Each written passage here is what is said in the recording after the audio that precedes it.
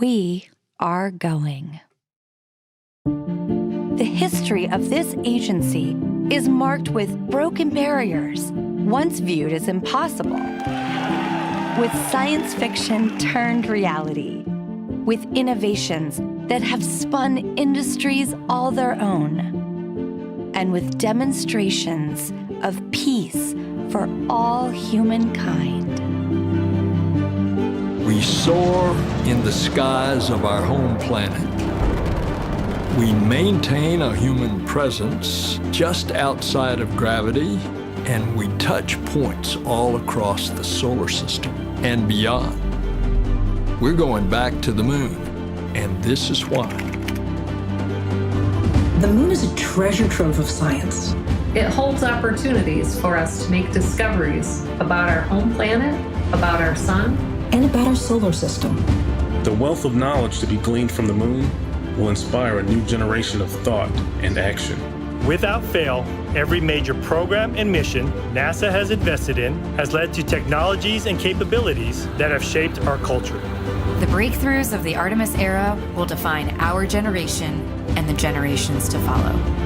The tens of thousands of jobs associated with propelling us to the moon today are just the beginning of a lunar economy that will see hundreds of thousands of new jobs develop around the world. This is not an ambition of one entity or one country. The exploration of the moon is a shared effort, woven together by a desire for the greater good. Why the moon? Because the missions of tomorrow will be sparked by the accomplishments of the Artemis generation today. Because the ambition to go has already begun. And because Mars is calling.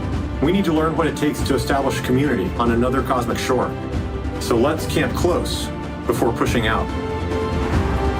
And so, we go to the moon now, not as a series of isolated missions, but to build a community on and around the moon capable of proving how to live on other worlds.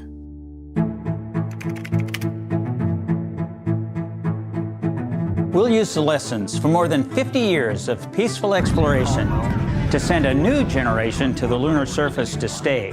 We will anchor our efforts on the lunar South Pole to establish the Artemis Base Camp, positioning us for long-term science and exploration of the lunar surface. We will prove what it takes to assemble a complex ship in deep space. We will perfect descending down to and returning from a distant surface. We will learn how humans can survive and thrive in a partial gravity environment. With improved spacesuit designs, mobile habitats, and with reconnaissance robots pre-positioning and relocating supplies. We will learn how to utilize the resources we find on these other worlds, starting with finding water ice and purifying it to drinkable water. And refining that into hydrogen for fuel and oxygen to breathe. We will establish fission power plants on the surface of the moon, capable of supporting a growing community of efforts. And we will expand the logistics supply chain to enable commercial and international partners to resupply and refuel deep space outposts. None of this is simple or easy, but nothing in our history ever has been. The Eagle has landed. You got a bunch of guys about to turn blue. We're breathing again. Thanks a lot.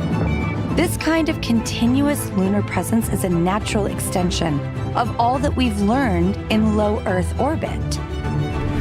And what we will accomplish there will ensure the monumental missions to Mars are within reach. As we ready the launch of the first Artemis mission, and as commercial companies ready their lunar landers for the first private payload deliveries, we have already begun to take the next step.